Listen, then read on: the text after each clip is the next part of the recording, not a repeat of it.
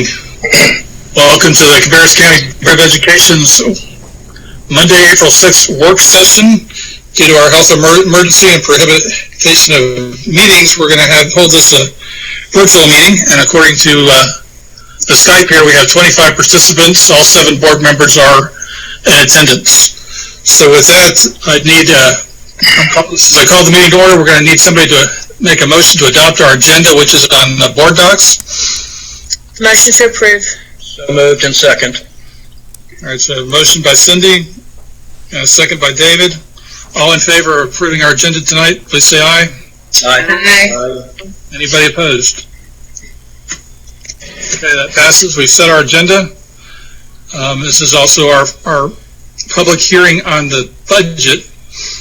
So item 3.01 is a public hearing for input on the Cabarrus County Schools budget for fiscal year 2020-2021. And that budget has been discussed at 3 prior board meetings. I think there was 3 or 4 budget committee hearings, and that's been available on our website and also on the board docs. So do we have anybody, or I guess I need a motion to have the hearing. So if somebody could give me a motion to hold a hearing. I will make the motion to hold the hearing. Second. So a motion by Barry, a second by David. All in favor of holding our public hearing, please say aye. Aye. Aye. Okay, we're in our public hearing. All right, since we, again, are meeting virtually, we didn't have the technology that allows public speakers tonight, but we did have a opportunity for folks to submit comments. So have we gotten and received any comments on our budget? No one has signed up to speak. Okay, but did anybody send us any virtual comments, email comments? No, nothing was sent in. Motion to close public hearing. Okay, thank Second. you.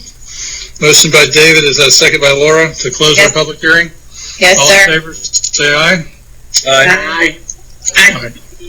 Okay, with that, we'll close our public hearing. So if the public still wants to make comments to us, I think we'll be voting on this at our next meeting. So again, if they go to the website, there's a button that says contact the board. Feel free to send us any comments before we vote on the meeting or vote on the budget at our next meeting. So we will move on to report section. And the first item we had here on our reports was 4.01, COVID-19 update. Again, we've got over 2,870 people with this virus in North Carolina, and 73, I think there are 73 at last count here in Cabarrus County, including 3 of our own staff members. Chris, or somebody can give us an update on what we're doing at this point. Okay, I'll just try to give you an update of some things that have changed since the last time that we talked, and overview in a couple areas, and then if you guys have specific questions, you can ask that. So probably the thing that we get asked about the most that started pretty quickly was feeding students and routes. So right now we're feeding about 10,000 meals a day. We continue to add stops, so as we hear where there is a need or a desire for that, then Child Nutrition and our Transportation Department are adding stops, and some that they add with buses. And so again, we just want to say how much we appreciate that they're online and working on that. The biggest issue that we had when we began this process was people who were in jobs that could not be done remotely. So the example we usually give is a bus driver. Bus driver, doesn't necessarily have anything to do when there aren't kids to take to school. And so what kind of leave can they take, and, how do they continue to be paid? And so since the last time that we talked, the state did implement emergency leave pay, which is evidently mirrors pretty closely to what the university system has, but we did not have that. And so what that really did was give a pretty significant portion of our workforce leave that they could take that was provided by the state. And so the State Board of Education gave that guidance at the first of the month to begin pretty much for the month of April is about 168 hours. So, and we've also implemented beginning on April 1st that the people who are continuing to come to work and are needed to come to work on a daily basis, like the child nutrition workers that are serving, the bus drivers that are transporting them, and maintenance workers who are needed there for a day, that they are being paid time and a half, and that is something that looks like most of the districts around us also implemented. Today begins new instruction. So since this process began, as we moved over to online learning for students, there was a lot of things involved with that. So we're obviously working with, in our curriculum department, Dr. Hill and her curriculum staff and our 3 level directors have done a great job, along with the principals and teachers, of just trying to roll out how best to make this work. We're certainly committed to that and trying to continue to work for us. So right now, we're today entering into phase 3, which is essentially new instruction, going over things with students that they haven't been exposed to before. All of our teachers have a learning management system in place to deliver online instruction. We've given out about 14,000 devices, so we have about 34,000 students, and we've given out about 14,000 devices so they would be able to work. Paper copies for that new material will begin to be available at the feeding sites this week, and they're coordinating with principals with that. We really want to encourage all the students to stay engaged and connected to their school community in case we do come back on May 18th, which is what we're scheduled to do at this point. The Department of Public Instruction provided a process to evaluate our progress and graduation requirements for seniors. That's also something we've had a lot of questions about, which will only require a minimum of 22 credits. So right now, Cabarrus County Schools requires 27, but the state has pretty much come in and said that there's only going to be 22 credits required, which is obviously to recognize the situation we're in. Number grades, numerical grades will not be assigned for seniors. Again, this is directed by the Department of Public Instruction, and we're going to send an email with the policies that will need to be waived to you guys. Individual districts develop grading plans for grades K through 11. The curriculum department has worked with teachers and administrators to develop a plan. K through 5 already uses standards-based grading, so that will be a little bit less of an adjustment. And we develop a plan for students to improve their grades based on learning new content. So students' grades will not be harmed because of the school closure. So they'll have a grade and they can improve that grade, but they can't go backwards. And that's something that we're going to communicate this week. It'll pretty much go out tomorrow to try to communicate with everybody on Tuesday evening. And then we'll put it all over the website and social media. So big week for curriculum instruction. A lot of things have changed. Again, a step forward, but also new ground for a lot of our teachers and principals and people that are working. So we ask people to be engaged, but we also ask people to understand that this is a new and different way to be able to work with students. And then the last thing that we've gotten a few questions about is construction. So this has not affected construction. So construction continues. It's one of the things that's kind of carved out, and so they move on with that. We did have one question, looks like from Mr. Harrison, on what ways school psychologists and counselors are able to engage with students. Mr. Schultz, who's over that group, and Amy Lauder and Amy Jewell and John Vasilis are all working on that. So there are some ways that they're available and can even talk one-on-one with students or in small groups that they've worked with. So there is contact there. Again, you have to be careful and be confidential. They worked really hard to make sure that's working, and they're beginning to roll that out too. So those are the areas I would say that are the big changes since our last meeting. There, I'm sure, are others, and if you have something specific, we can try to answer it. But again, those are things that we're moving forward with, and as we've said before, this is an ever-changing process. So as we change, then we're trying to adapt to that and change to how the state changes or when we're told to stay home.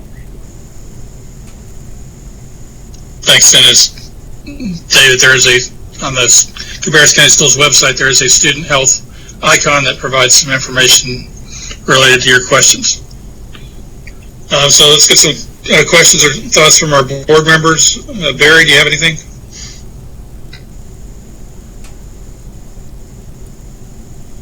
Nothing at this time. I think Chris has done a great job. I think the staff have done a really wonderful job. I would like to have information later on, if Chris and the team could provide it. It's just how the online learning is working as far as teacher interaction and actual learning as they move forward down this path. It would be nice to know how the synchronous processes are working that they've been working on. So that's all I have. Thank you. Cindy, anything? Yeah, I mean, I just want to express appreciation to technology and the school-based folks who were able to get all those Chromebooks out. That was a huge distribution. Deployment of 14,000 devices would take weeks, maybe even a couple months in most cases. So that was huge. And the other thing, I was just on the CNI meeting before this meeting with Dr. Hill and her team, and not that I'm surprised, but they really have their act together and have a lot of information to be sharing with parents in the near future. So, great job. Thank you. Laura, do you have anything to add? Questions? No questions, but having my boys do the online classes has been pretty awesome. I'm so blown away with just the ability of the staff to be able to get this online education for these kids, and then to be able to get these Chromebooks out, and just everything that you guys have done is just amazing. So I'm just beyond proud of what you guys have done. Thank you. Holly, do you have anything? Thank you. Yes, actually, I pretty much just want to echo the same sentiments. I know that everyone's had some true challenges and working with different variables, trying to make that all happen, and it seems to be really well done and implemented. I also would like to get some information about student participation. What's the ratio that we're actually getting from student participation regarding, are we doing a good job? Everybody is participating. There's not a lot of participation, just whatever we can get in a report at a later date. Okay. Carolyn? Can you hear me? I can. Well, the same thing I want to echo. I want to thank everyone in their participation. I think that everyone has stepped up to the plate, that our teachers, our staff, I've heard such positive type things, and I know this has been a very strenuous time for everyone, but I think it's brought out some good things too. I've seen things that we haven't seen in years. Seeing children play outside, and that's things we haven't seen. But again, I think I would like to see a report at a later time to see what we've seen as maybe other challenges. And again, I was briefly in the meeting that Cindy was in, and I think that we've seen some that they have done an outstanding job with the things that have come down from the state saying, okay, you need to do this and that, and I think that our staff there have just done outstanding things, and some questions were put forth, and they are going to address that with what will happen. The only question that I think I would have is, I know that we probably have not heard definitely on graduation what we would do if we don't, what we would possibly do if we don't get back in May like we're anticipating, and what we would do in that case for graduation. Has there been any thought on that at all for graduating seniors, and if so, what that would be? And when would we possibly hear on that? Do you have any idea on that? And again, I just want to thank the staff and teachers and everybody for what all they've been doing. And that's all. Okay, thank you, Carolyn. The only comments I had here is echoing what our board members have said about all the work that's gone into doing this in unprecedented times. For the feeding program, I was advised that we are going to be doing feeding during spring break. I know a lot of students rely on our meal program, and we are going to continue that through spring break. Can you verify that, Chris? Yes, Friday is a holiday, so we are not going to feed on Friday the holiday, but next week we will be continuing, and that group will still be working with that. So yes, that will continue. The only day that we're not going to is we're not on the weekends, and we're not on this coming Friday. And with the health department, they're not using or telling us not to use fur. What was the alternate for that?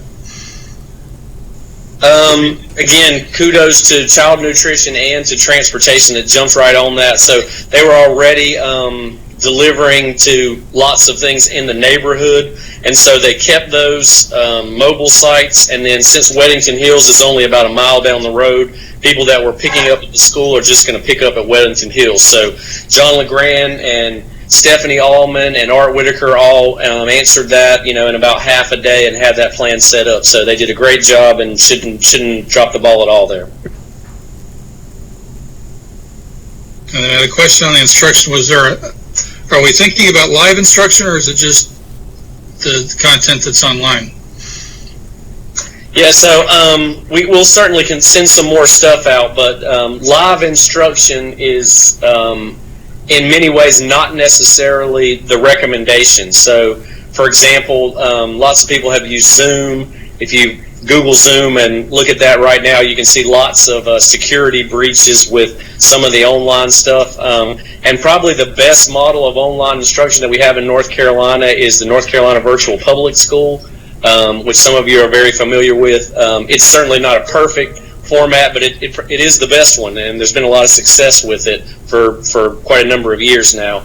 And they don't use live instruction either. What they do sometimes is the teacher can reveal their face to students, but they don't do much back the other way. And so as we started working on those things and trying best to do that, for a lot of reasons, security being the biggest one, that's not something that we're really recommending at this time, but doesn't necessarily change instruction. It's just to make sure that you protect students and confidentiality as you're working. Okay, thank you. Any final questions, thoughts on this topic?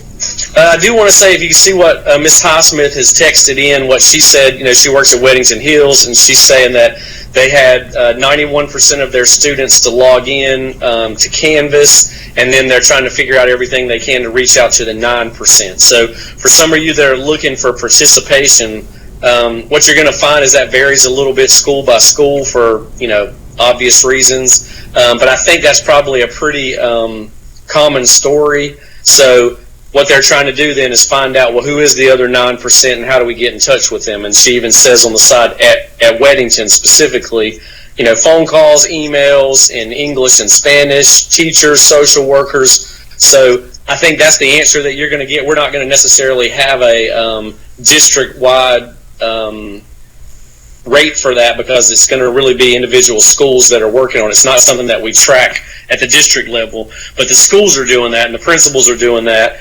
And so administration, teachers, just like Ms. Highsmith has said, that's what they're working on all the time, to try to figure out how do we get in touch with the rest of the group. So I think it's worth saying that, because again, that's a very common story, and I would imagine is pretty similar, but obviously there are going to be, based on the demographics of the school, there may be some differences in percent, but it's going to be a pretty common story. Good information. And thank you, Ms. Highsmith, for sharing that with us. All right, so we'll move on to 4.02, which is our budget update. Ms. Kelly Klutz, you online? Yes, I am. Good afternoon, Board. Today we just had this place reserved in case the Board had any new questions or any unanswered questions that we had from the last two meetings. I don't have anything that I know of that's unanswered, but certainly if any of the Board has questions, this would be a great time to hear those. Board members?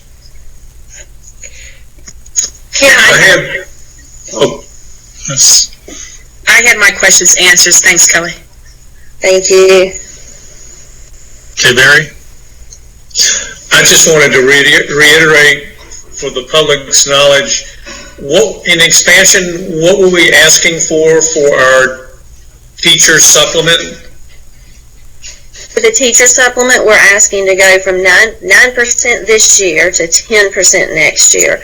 And so that does include some participation from our board with the county discussions.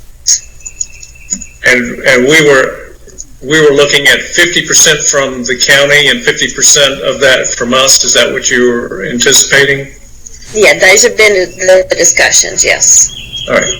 Thank you. I just wanted to make sure that the public heard that. Thank you.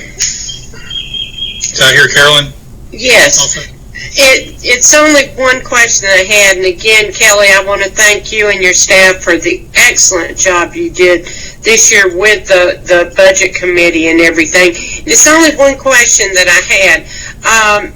With Beverly Hills, there was they had put in for a roof and a AC vac system, which both of those added together would be roughly I think it was $6.3 million. And I wondered how, and this is something that possibly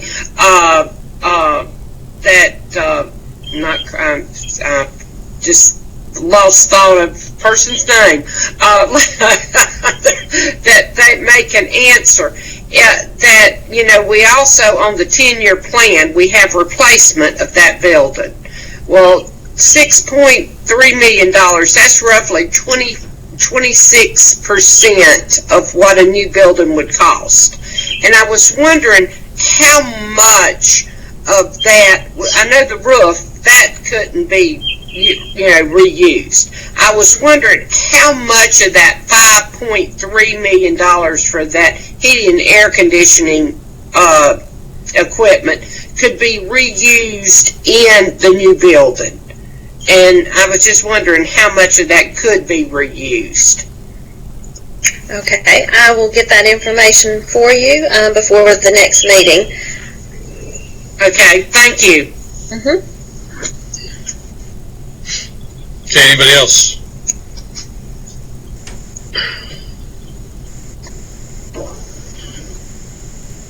The only thing I'd like to see is the budget recommendation and a summary page on a one-page.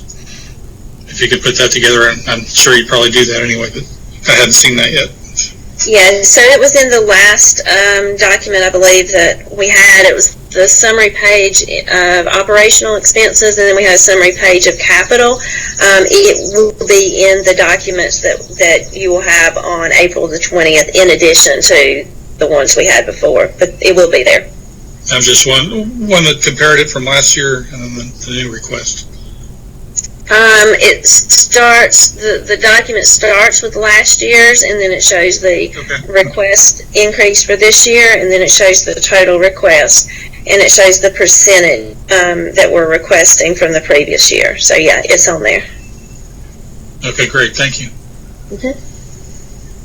All right, last opportunity on the budget. Yeah, Rob, this is Cindy. I just wanted to mention that I think we all need to be cognizant of the possibility, no communication yet, but of the possibility that the county's revenues will be down, and that we may not get even the limited stuff that the budget committee, pushed forward with.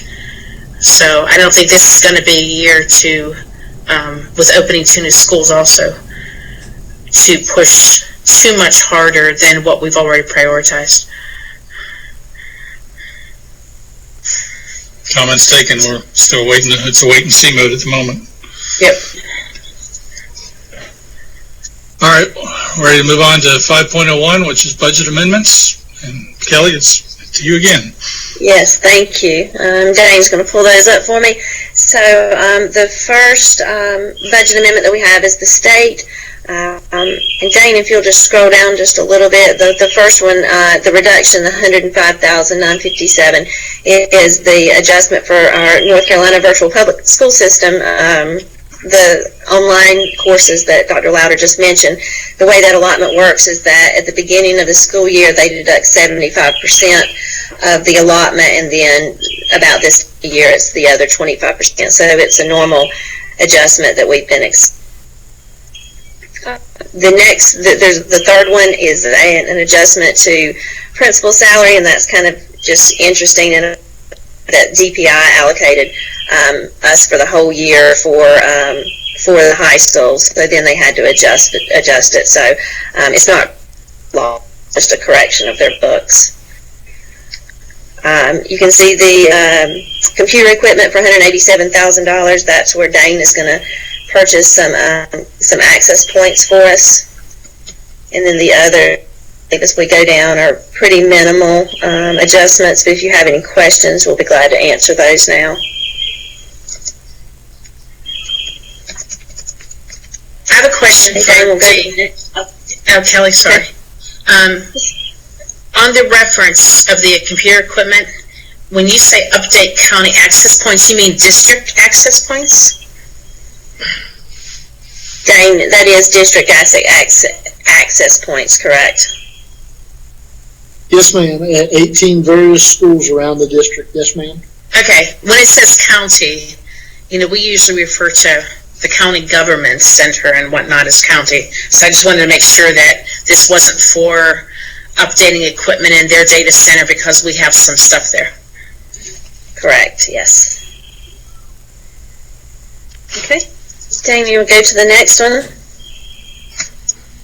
So these are federal budget amendments. You can see here where we've had some workshop expenses and supplies for our EC programs, an adjustment, just a normal adjustment from planning to actual for our EC fund there. Minor adjustments for indirect cost for the federal programs. Keep going, Dane. Yeah, and just those minor adjustments for our indirect cost this time of year. Any questions on federal?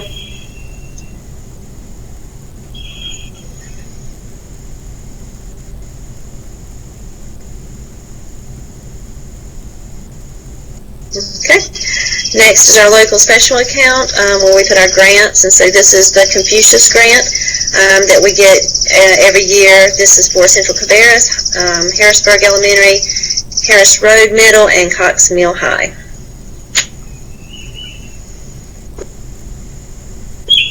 So that's supplemental to what? Supplemental grants, is that what that is? Yes, they're definitely supplemental, yes. And it looks like, I'm sorry, go ahead. No, I just remember reading something in the news about the Confucius grant and some issues with it. Right, these grants have been good to our schools, basically just for staff development and supplies, and there's not a lengthy list of restrictions. They're pretty easygoing grants. Looks like there's a question from Mr. Harrison. Have any state decreases been waived under the governor's orders?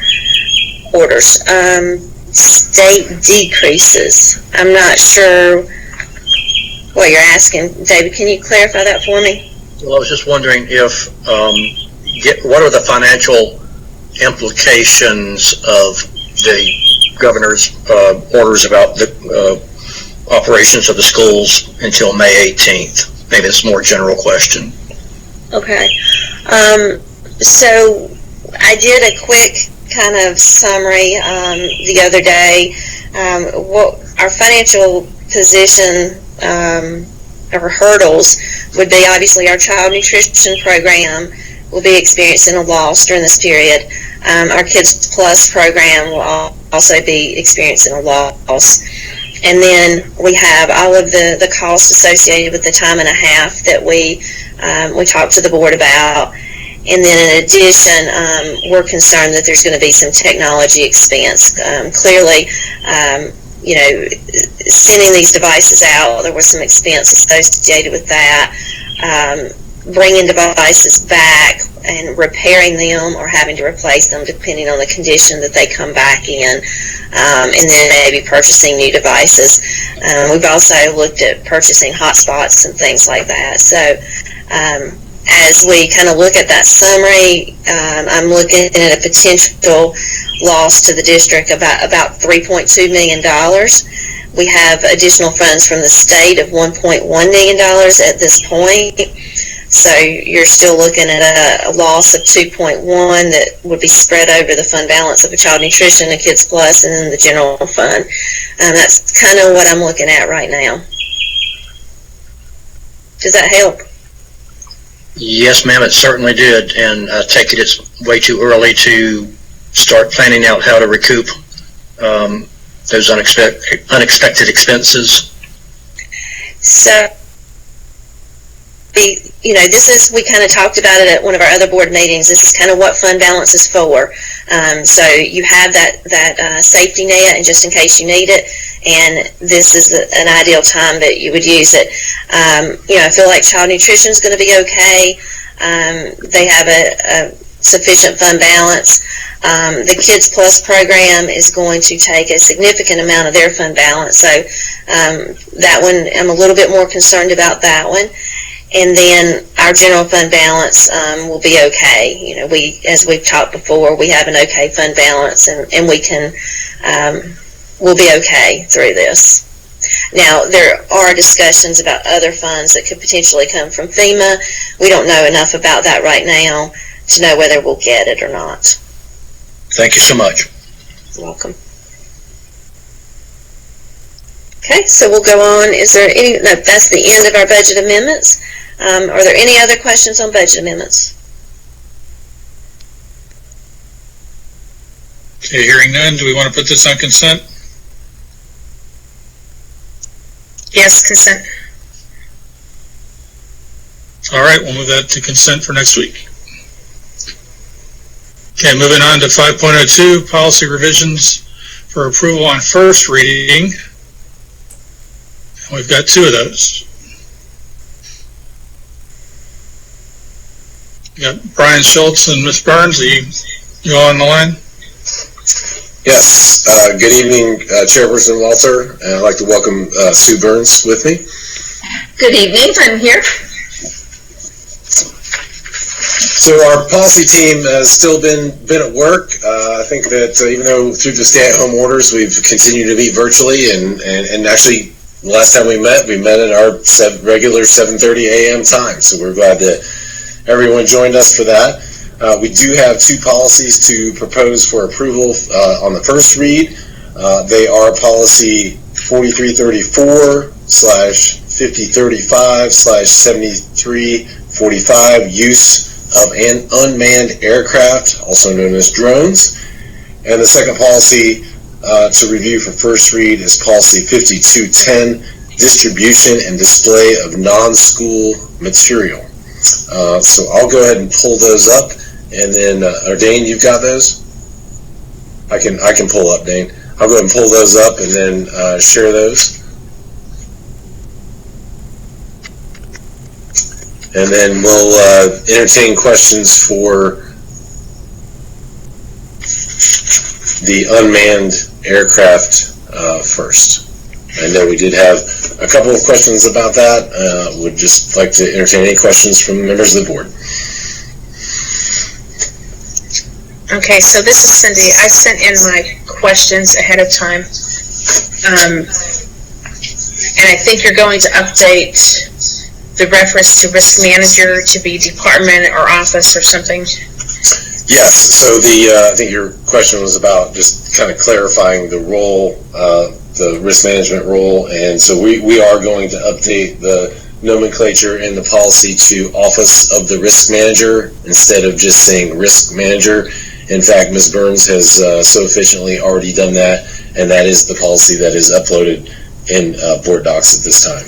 So that, yeah, what we did was we looked at some other policies that we already have that are approved and are trying to make the wording concurrent with those policies. Yeah. And then my next question was about page 2, the end of section D, how it kind of refers to no recreational use and then non-commercial use, but it's not. When I think of the old intersection of the sets from elementary school, those two things weren't exclusive, and I was wondering if we needed to improve that wording, because there's kind of a gap in the middle of those two references. Sure, yeah, and I did pitch that to Mr. Shaw, and he indicated that the way that it was written is acceptable, and compared that actually to another policy that had been written by a school district that was similar. So Mr. Shaw, I'm not sure if you wanted to comment on that, but he felt good with the wording that we currently have in there. And I'll just say, as a math major needing to have clear, distinctive statements, I either want the thought of no recreational use to finish, or describe non-commercial, because non-commercial use could 100% no to finish, or describe non-commercial, because non-commercial use could 100% no. That was like playing back a recording or something. Did you guys hear that? It may have been Mr. Shaw trying to comment. So I think we can. It was my voice. It was weird. Yeah, I think Mr. Shaw is listening through the YouTube channel, and there may be a delay on it, so that might be why. That's it. Okay, that's probably it. So yeah, I think we can look at that and tighten up the wording, Ms. Furtenbaugh. So, and I do see what you're saying. I think the one thing that the comment is that really any use of a drone, period, has to be approved by the superintendent or the superintendent's designee. So any use needs to be approved. So regardless of whether it's non-commercial or recreational, it still has to be approved. Okay, and the more I look at this, it may just be the period no recreational use, and then change the organization of that second sentence on non-commercial demonstrations to say just demonstrations or used for educational purposes must be approved in advance. Because the way it's written now, it seems to be like it should be an either or, but there's overlap, so. Okay, Ms. Burns and I will work on cleaning up some of that language. Yeah, I think we can clarify that. I understand what you're talking about now. We can change that second sentence. Ms. Burns and I. Is that Brian still trying to comment?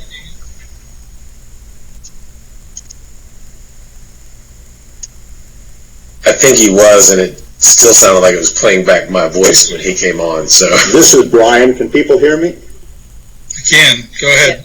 Yes. I think he was, and it still sounded like it was playing back my voice when he came on, so. This is Brian. Can people hear me? I can. Go ahead. Yes. I think he was, and it still sounded like it was playing back my voice when he came on, so. This is Brian. Can people hear me?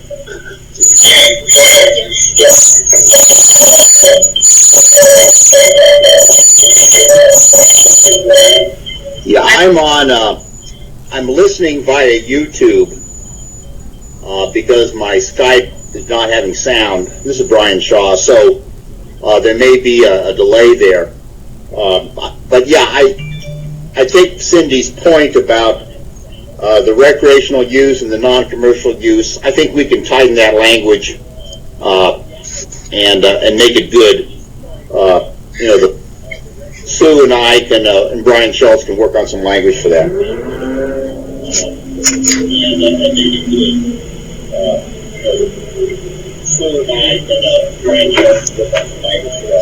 Yeah, I think Brian Schultz or Shaw just needs to mute YouTube whenever he talks.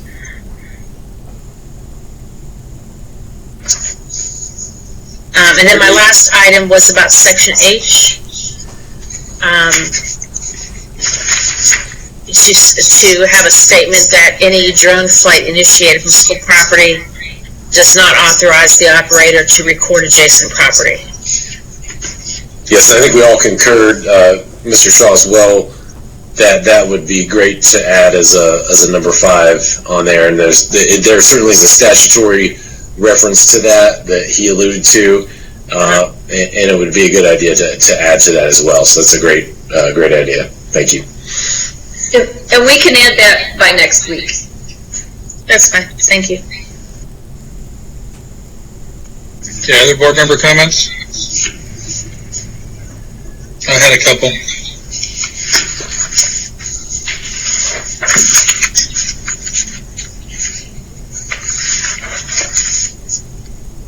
All right, my question had more to do with the supervision of FAA by a certified drone pilot. If any of these drone operations, we have to have one of our school system people supervise that. That seemed like a bit much to have. Is it one person? Are you going to have a lot of people? How expensive is that?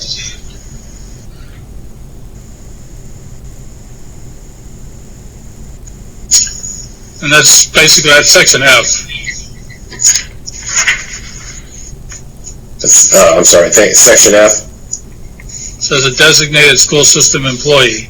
And that employee now has to go and have a valid remote airman certificate and pass a vetting process and be available when someone wants to fly a drone. I mean, a lot of these times that I've seen the drones flying were basically football games or after hours or...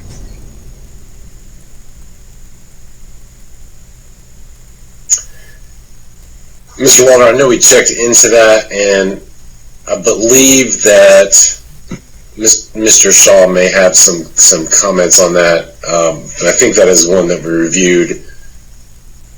And at this time, so we checked into our JROTC staff. Sure, this is Brian Shaw. It's FAA requirements that all use of drones as categorized by this policy need to be supervised by an FAA certified drone pilot. And at our policy committee meeting, I think Tim Lauder was saying they'd get one of their people certified. He's going to use the law for construction purposes, but basically we need at least one employee certified, and if it's going to be used for instructional purposes, we either have to use that employee or find somebody else to get them to be certified as well.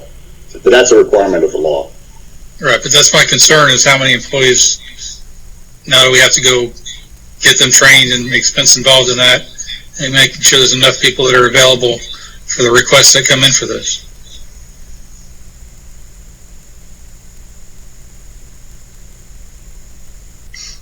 Rob, this is Tim Lauder. I know that Brian and Harold Hahn, both in my department, have signed up to get their certification. They go to see if they actually go into the airport there if you have an instructor. They should be able to get their certificate issued. I don't think it's very expensive at all, like $50 a person. So they just have to go there and fill out a form and then go through a little small training program, and it's pretty straightforward from what I understand.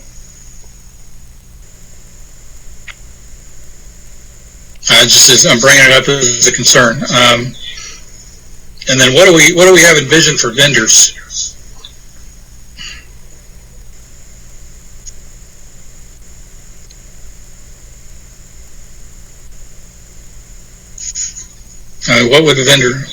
What services are we going to ask them to do? We've had that already on the construction side, and Tim or Brian, I would encourage you to chime in on that part. In terms of the flyover of potential property, the county government typically uses that, but if we needed to use that for any construction purposes, we could. But that's the county, that's not us. That's not our vendor.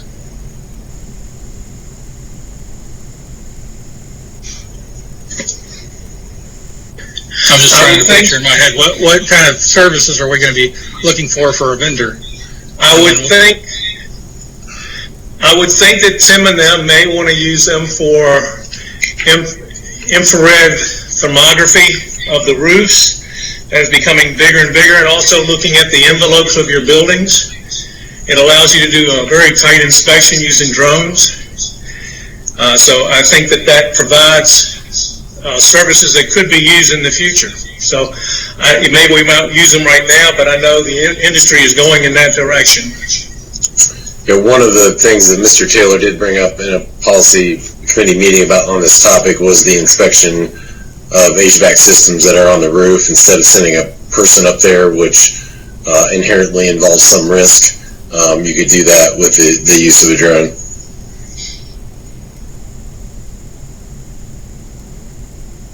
All right, that sounds like a use. I'm also visualizing it for photography, and that's been used. There's 3 or 4 occasions that I'm aware of, but most of those occasions have been when there are students around, such as a sporting event, and this policy essentially would prohibit that.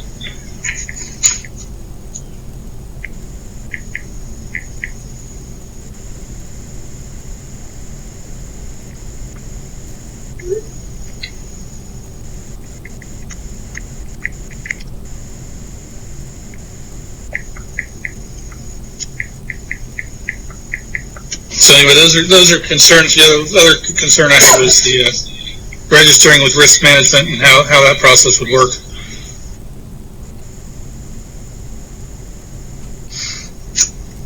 But we can talk about that another time. Just want to bring it to the attention.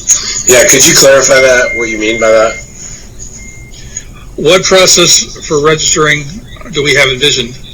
I mean, is this through a website? Is it going to be in person? Is a form the principal hands out? What burden are we creating here? What paperwork burden are we creating? Yeah, most of the things that Mr. Collins he started to automate things and have those done electronically as opposed to a paperwork burden, and they are pretty efficient in terms of delivery and submission. So I think that would be something that we would push into the regulation or guidelines for that for use. We certainly create a very efficient process for that. Mr. Walters, it's Brian Cohn. I'll chime in for just a minute here. We've reached out to Alpha One Air out at Concord Regional, as Tim mentioned, and we're going through the process currently of getting them set up as a vendor. I think that's in the process right now, and once that's done, Harold and I have the documentation, as he mentioned, to take the FAA testing that is required. The policy does read correctly that you only need one person to be certified and be present while somebody else is utilizing one. But at this point, Harold Hahn and myself are going to go through the process and get the FAA approval and the NCDOT approval that is required in order to fly it. There's certain regulations and limitations of how high you can fly it, what you can fly over and what you can't fly over. There are all sorts of nuances that are part of that. But, our intended purpose here solely is, basically photos of the job sites and keeping track of progress, and taking it a step further, as Mr. Shoemaker said, you can do aerial topography. There are a lot of advantages and technologies that you can use that drone for that I'm sure we would have an interest in looking into here in the near future. So this is David. Just for clarification, is this policy for the school staff to use drone and no one else to use drones? No, it allows parents, it allows students, it allows vendors, it allows demonstrations. That's what I was thinking. So it seems like there's a lot of risk there that we maybe are not accounting for. A lot of things could go wrong.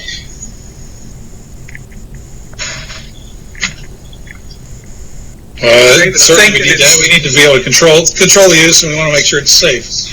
And we don't want to overburden everybody either. So, David, I believe there's enough in this policy that forces the district to have someone present when a person flies a drone, no matter how qualified they may be. And that then provides us as the owner representation, so no drone can be flown without us having a representative there who is qualified to fly the drone. So I think that is exactly what you would want.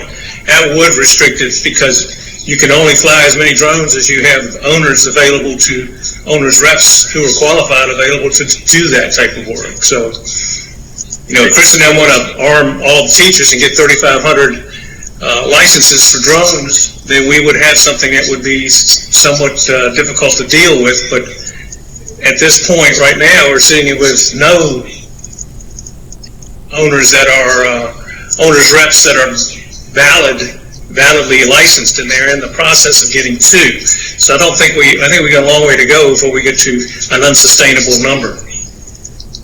Yeah, and right now we did a check instructionally. The only usage instructionally right now that we investigate is really the JROTC, and their use is fairly limited as well. And Mr. Allred did some research for us on that with the JROTC, and it's fairly limited. And I'll just, we did have our facilities construction staff review this. Mr. Collins, our risk manager, has been involved with this process from the very beginning, and this is a very new policy. We're one of the few districts that even have dipped our toe in the water on this, and I do think this is a policy that as technology advances and as the use of drones advance, we are going to have to come back and make amendments to this policy all the time. This is the one that we will see again, perhaps if not on a yearly basis, at least on an every other year basis. The closest analogy I can think of is our facilities use form and the protections that we try to get into that form when various groups come on site to use one of our facilities for community use or other activities like that. And so I'm just wondering if we need to have an equivalent type of protection built into our process, and I'm sure Brian Schultz and his team are working on that.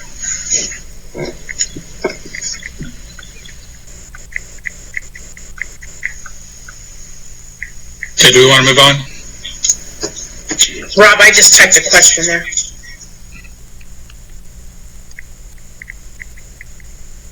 And you'll have to help me. I can't see the questions when I'm sharing my screen.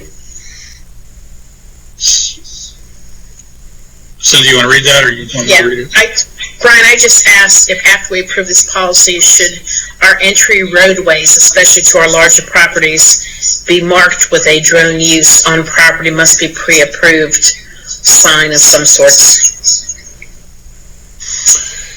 Yeah, that's something certainly I think we could write into the procedure for this policy. We need to determine, one, how we're going to educate our staff on this and what the process is for not advertising, but informing the public about that. So that's certainly something that we will consider.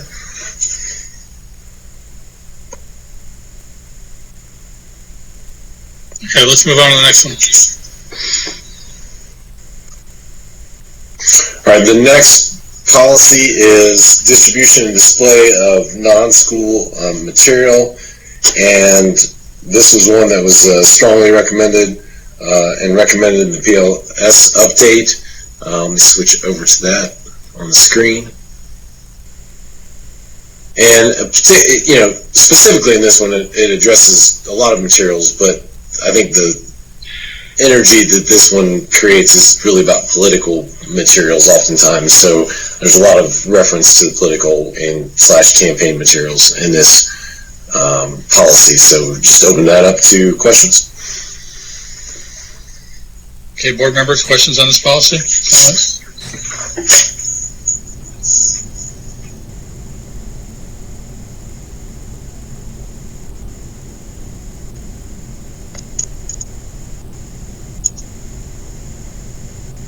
Well,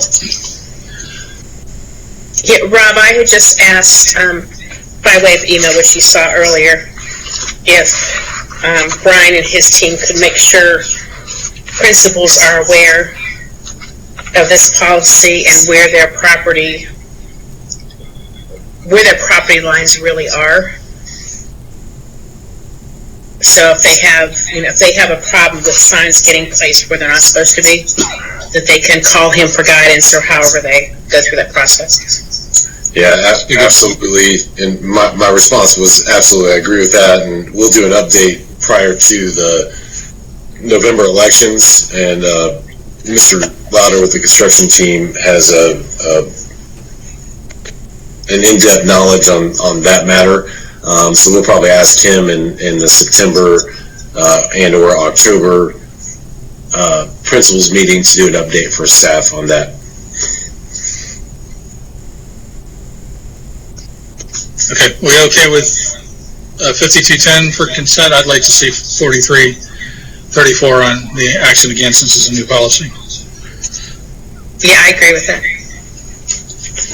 All right, let's move on to 5.03, which is items for second reading. Thank you, Mr. Walter. So items for second read, we have policy 1720-4015-7225, discrimination, harassment, and bullying complaint procedure. In addition to that, we had policy 6230, school meal and competitive food standards. We have had that out for public comment. At this point in time, we have not received any comments or questions from the public regarding either of these policies. So I would recommend approval or request approval for both of these policies. Okay, do we have any further comments from the board members? I think we can go to consent with these personally. Okay. And all the ones with the technical changes, does anybody have any issues with those? No issues on my side, Rob. Excellent, thanks, Barry. So we're okay with moving all those to consent? Yes. Right. Let's move on to 6.01, which is an action item for consideration or action at our next meeting. So our first one is 6.01, which is fine arts supplements. And we have Kelly Klutz again to talk to us about this one. Yes, board, during our budget committee meetings, we presented the request to add an addition of a dance and orchestra director supplement. There are just two positions in the district. One is at Cox Mill, one is at Central Cabarrus. That is not on the supplement schedule, and this was a request of the budget committee, and in the budget committee process, it was recommended that we just come to the board and ask for approval to include these because of the minimal amount of dollars. We provided the justification document there that we shared with the budget committee, and I would ask if you have any questions.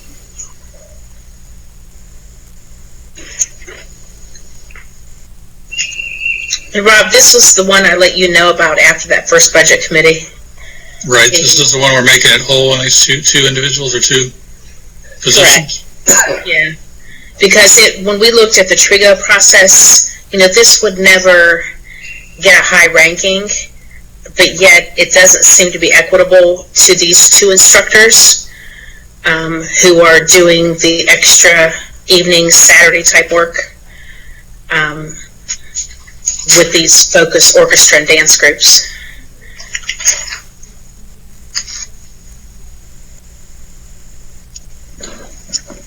And the only question I had here, you have a 3% increase every year. Is that standard, or is that just for budgeting purposes? It's just for budgeting purposes. They would get the same thing as every every salary increase would. Okay. Board members, any other comments, thoughts on this one?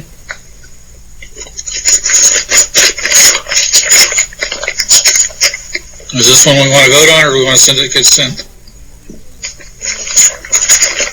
I think it's action. Action, okay.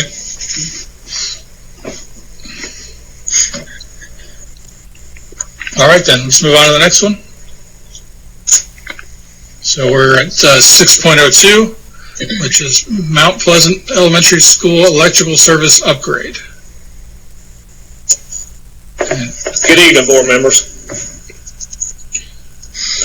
F&D would like to request that you approve and let us move forward with the Mount Pleasant Elementary School electrical upgrade.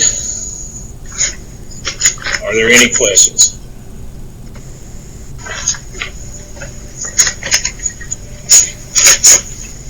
Yes, Chuck, this is Cindy. My only question, I'm good after the explanation about the funding and whatnot, but I'm just wondering if you're able to do some of this maintenance renovation type work while schools are closed. Yes, ma'am. That's why we're bringing it to you at this point. We actually were planning on bringing it to you in May, but this is the perfect time to do that. Okay. Okay, can you explain again why the budget was $568,000 and this price is $662,000? So that's a very good question. We have tried to figure out the current bidding climate to get a handle on that. To be honest with you, it's just the way bids are being handled today. And honestly, it has a lot to do with the current workforce and the fact that most of these contractors are hiring lesser qualified people, and it's taking more of those lesser qualified people longer to complete the jobs. Careful with that.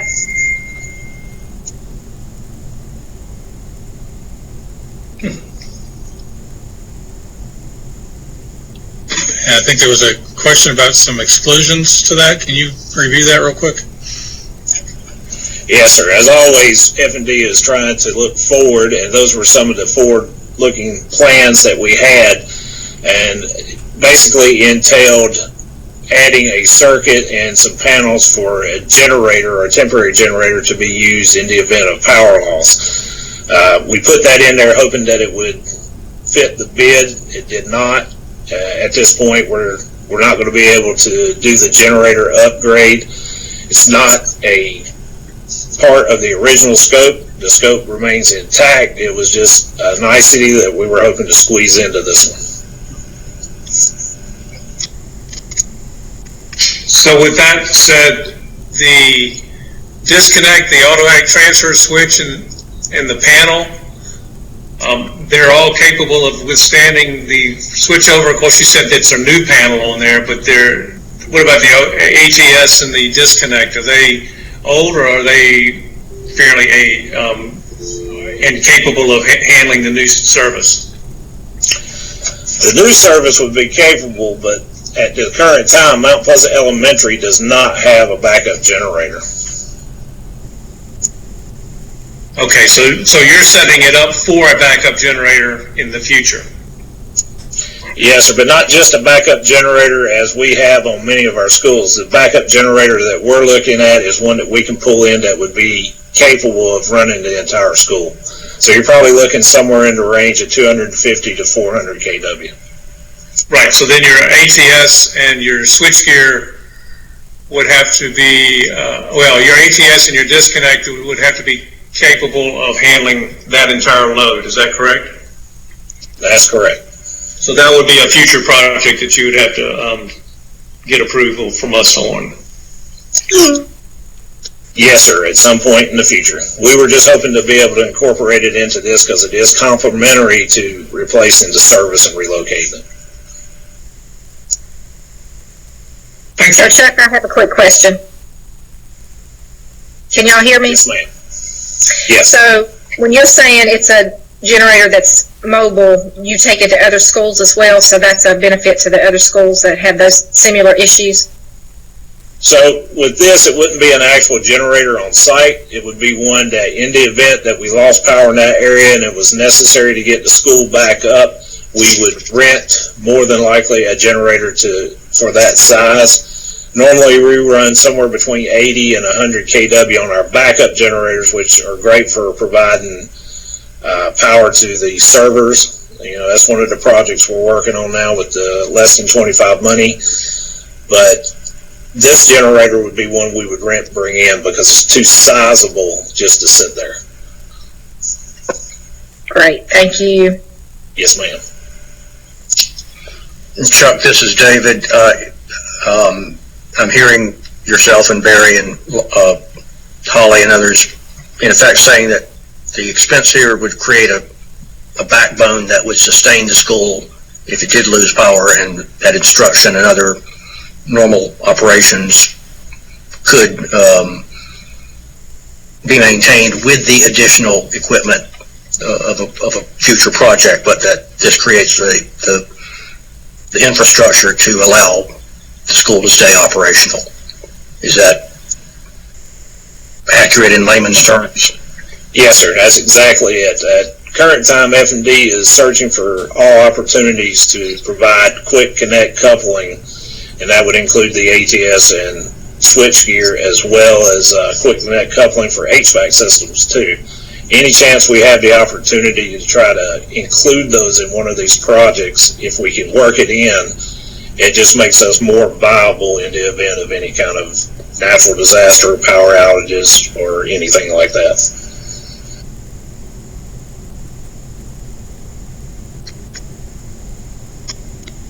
Everybody get their questions answered? So Chuck, I just have one more question. So really the service upgrade is necessary because what I hear you say, and probably the situation out there, is whatever would come in now would not be compatible if we do not do the service upgrade? Actually, the service upgrades due to the fact the age of the school and the equipment there and the location of it. Currently, that service is located in a closet inside the gym or the multi-purpose room of the school, and it needs to be relocated to a safer, more viable place to do maintenance, along with the transformer. This is actually the electrical service and transformer upgrade and relocation. This is probably an odd question, but that being in that closet, did that meet building code, or is that why it's having to be moved? Yes, ma'am. It's grandfathered in. It's just not in a location that we're comfortable with, and now that we have the opportunity and the funding to move that location, it just makes the maintenance of the system better, and it makes the location much safer. So for all practical purposes, it really needs to be done, in other words? Yes, ma'am. It's needed to be done for the 6 years we've asked for it. Thank you. Yes, ma'am. Thanks, Holly. Anybody else? My question is, where are we getting the extra money for the difference? So that's an excellent question, ma'am. We were able to save some money in the roof project, and the county is allowing us to move that money into the electrical project to cover those expenses. Okay, thank you. Yes, ma'am. So we had enough to cover that difference then? Yes, ma'am. Okay, thank you. Thank you. And it's the roof project at the same school, right? Yes, ma'am. Sure is. They're approximately 3 weeks out from completing that.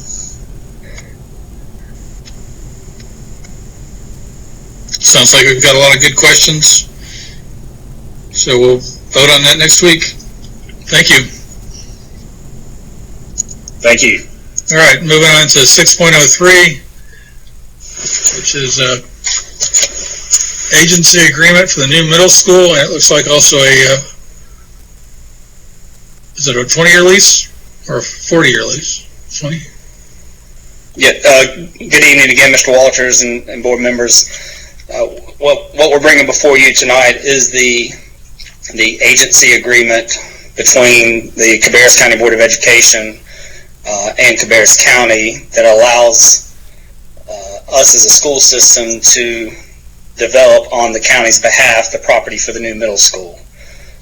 Also attached is the lease agreement that Cabarrus County has with Cabarrus County Schools Board of Education that runs for a period of 20 years and for the bargain basement price of $1 per year. And then after that 20-year period, I believe the land becomes ours. And then there's also attached with that the exhibit that is a part of the lease agreement. And both these documents have to be signed by our board chair and the county commissioner. So once we approve these and sign them, then I'll get them to Susan and Jonathan at Cabarrus County, and then they'll take care of getting Steve to get his signatures on it. Okay, are there any changes from this agreement from the ones we've used in the past, like Royal Oaks or the middle school? Or no, sir, not to my knowledge. In fact, I believe I used the Mount Pleasant Middle School as a template for this agency agreement. So, and then the lease agreement and the exhibit came from Cabarrus County, was provided to us by Cabarrus County. So we compared that to see if there's any changes? I did not, but I can ask and I can check and see.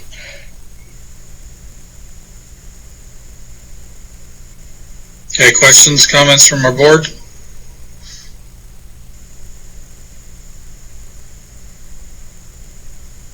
Looks good. Put it on the action. And this again is done so we can save money off the tax refunds, is that right? Mr. Chairman, this is Tim Outer. This is mostly because the county has a financing, and they have to own the property all the way through the term of their financing in order to be under their financing cap. So in order for us to do that, they have to own the land for 20 years, but they'll lease it back to us for us to operate and build upon. Okay, thanks for that explanation. Everybody okay? Questions? All right, we'll move on. Thank you. So the next one, 6.04, which is related. I guess this is a standard form of agreement between the owner and the construction manager.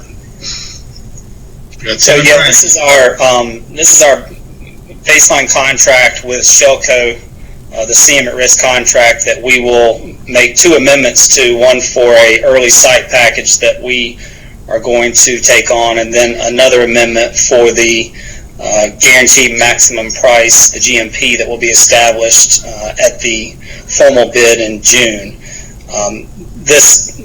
Having this agreement in place just is kind of a formality, getting it done so we don't have so many documents coming before you at one time when we do get those GMP numbers. It goes through and establishes all the insurance information and requirements. It's a standard AIA contract that we have on our other jobs.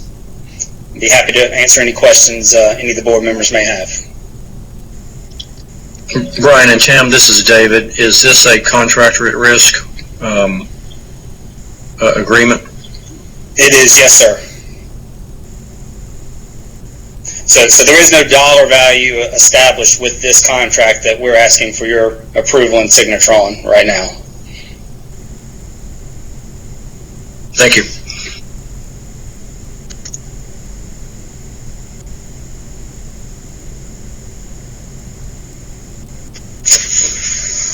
Everybody had time to read this? Or?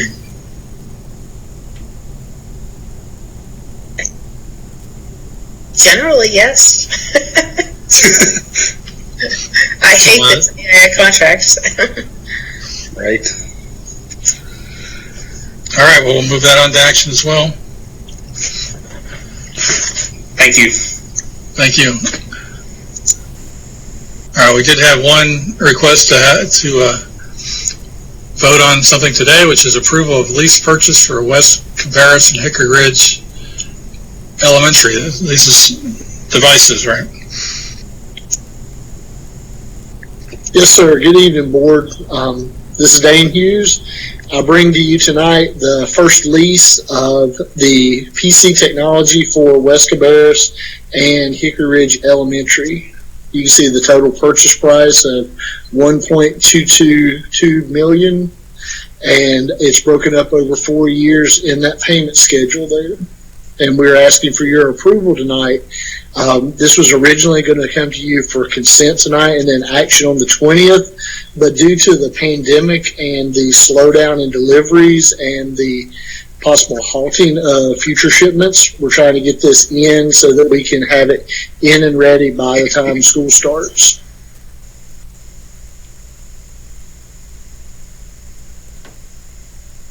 So, Dane, Yes, ma'am. I had asked you, to separate because you had it was kind of a mixture of documents. So we have two agenda items, one for Dell and one for Apple. But the Dell is just for West Cabarrus, it appears. Is that correct? There are some PCs at Hickory Ridge, but very minimal. There's a little bit of bleed over into each one. Hickory Ridge has a few PCs in their administrative offices, like data managers, the treasurer, different places like that, the lobby guard machines. And then West Cabarrus has a few Apples in like an Apple cart for their broadcast and yearbook staff, things like that. So there's a little bit of mixture of the two. Okay. So you're bringing us an Apple request as well as a Dell request? Yes, sir. That will be my next line item. Yes, sir. They're both in the agenda now, Rob. Yes. There was one missing document, and then I asked if they could, in that email which you got, if they could split it into two, because I thought it was confusing to have the mixture of documents and not equal information and whatnot, so it's all synced up now.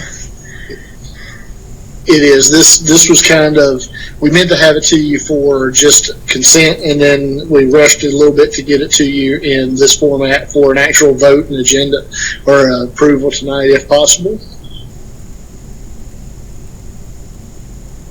So the 305,606, that's just for Dell, or is that for both, or what are we? Look at the two separate agenda items. The numbers are on each one. It's just the Dell. Yeah.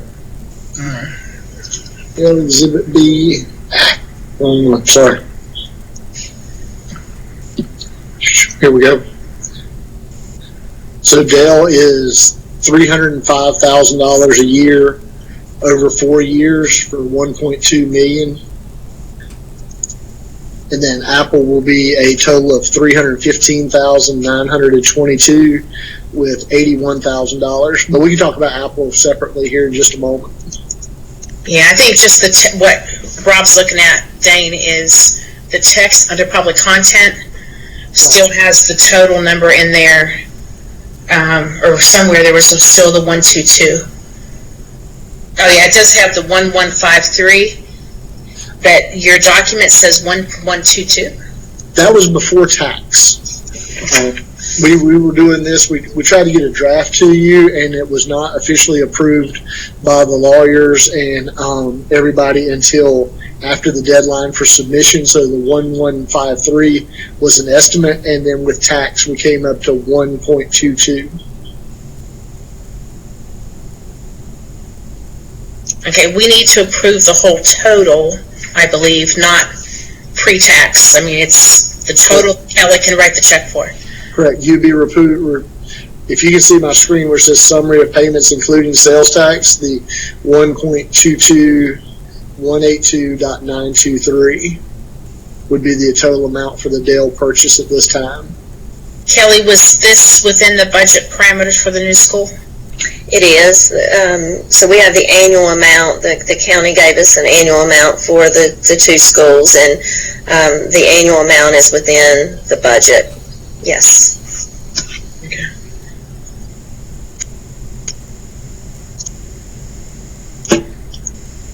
Any questions about the lease documents? No, Rob, if I can go ahead and make a motion. Anybody else have any comments on this before we move forward with that? Then yes, go ahead, please, Cindy. Okay. I'd like to make a motion that we approve the Dell lease purchase for West Cabarrus High School and Hickory Ridge Elementary School for the total amount of $1,222,182.92. Okay, we have a motion out there. Is there a second? I'll second it. Wait a minute. Okay, discussion. I have a motion and a second. Discussion? Barry, go ahead. Yeah, in the Dell, it was $1,222,000. The Apple lease was a separate lease, and it was $300. It was a down payment of $105,000 and something else. So I think the motion is not correct. No, it's, We're gonna do two separate motions? Yes, I thought we were. yes, the Apple is on the next agenda item. Right, but you said Apple in your motion, that's why I stopped. You said Apple, you said Dell and Apple, and so I was, that's why I stopped it. Oh, I thought I said, just said The Dell. Yeah, For West if you would Cabarrus. amend your motion to Dell, I'll be happy. Yeah, I thought I said Dell, because that's, I read it right off the agenda. I didn't catch that either, so. Sorry, I didn't mean to be persnickety, but Are you correct in your motion, Cindy, to Dell? I believe so, I read it right off the agenda. Well, you did say Dell and Apple, though. Okay, So then. you're just saying Dell? The motion is for the Dell lease purchase for West Cabarrus and Hickory Ridge Elementary. Okay, Carolyn, you second that, or? Yes, I do. Okay, all in favor of the purchase, the Dell purchase? Please say aye. Aye. Aye. Aye. Anybody opposed? Hearing none, that motion passes 7-0. All right, we'll move on to 7.02, which is the Apple product. So go ahead and review that with us one more time. Yes, sir. Thank you very much. I appreciate the vote. This is the Apple lease. This one's a little bit more detailed and laid out a little easier, but it is a lot longer. And you see what we're purchasing. Let's see if we can scroll down through till the end. And this shows what we're doing with the complete purchase of $315,922.85. And that would be an annual payment of $81,342.01 per year over the 4-year period. And we are again asking for approval for this one to purchase, meet this year's deadlines to get those in. Excuse me, Dane, the number is 325-36804. You picked up the principal. My bad. No problem. This is why Kelly keeps me straight. Thank you. Okay, so the agenda item needs to be corrected to the other number. Can you repeat that again? What is it? 325-36804. He's highlighting it. I left out the interest. Just a little small on my screen, so.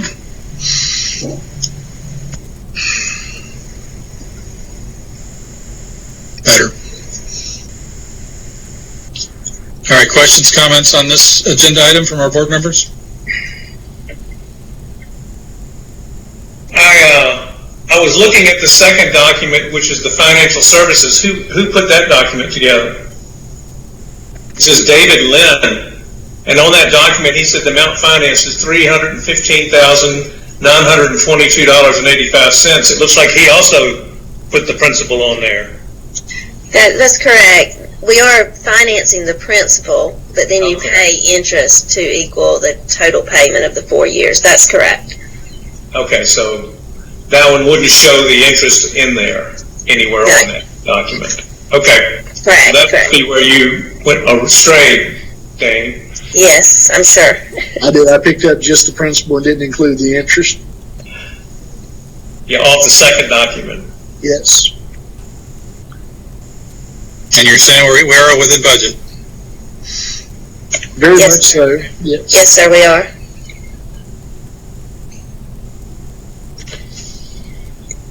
Kelly gave me a number and we came in well under. Okay, everybody understand this purchase? If so, I need a motion. I'll make the motion that we go with the Apple lease as noted before us for the amount of $322,000 for the lease amount, right, Kelly? $325,368.04. Yes, sir. Of the finance is the amount. That's the amount. Yes, sir. And the financing would be on $315,922.85, and we would have annual payments of $107,399.73 over a 3-year period. No, sir. Our payments are $81,342.01 for a 4-year period. Okay. I was trying to find that payment schedule. But, okay. All right, so we have a motion to approve the purchase of 4-year lease purchase agreement here for $325,368.04 divided into 4 yearly payments of $81,342.01. Do we have a second for that? Second. Second by Mr. Harrison. All right, all in favor of this lease purchase for the Apple devices, please say aye. Aye. Aye. Aye. Do we have anybody opposed? Say no. All right, that motion passes 7-0.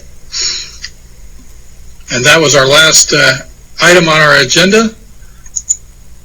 So we will come to our adjournment period. There is one item I wanted to mention, that there is a need for a closed session at our next meeting, and being the way that it looks like we'll be having that as a virtual meeting as well. Can we do the closed session before our regular session? Is that okay with everybody? Maybe start at 5:30? That way we didn't have to leave the public meeting and come back to the public meeting. So begin at 5:30 instead of 6? Begin at 5:30 in the closed session, be done by 6, so then we just have our meeting as we did right here. We wouldn't have to disconnect and come back. We might need to have sound checks at 4:30, but we're getting better at this, or I certainly am, so it's working out. Okay, if that's okay, just want to see if that was okay with everybody. Rob, that's fine with me. Yeah, and that's on the 20th, right? That's the 20th. We do have a spring break next week, so we're not meeting next week.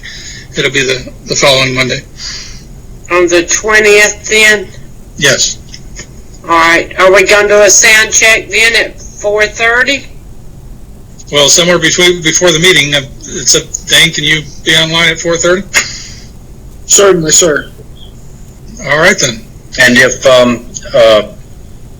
Mindy can please adjust that calendar item however Dane prefers to start, that would help me a bit. Thank you. Yeah, just make sure we're able to switch between meetings. That's the key.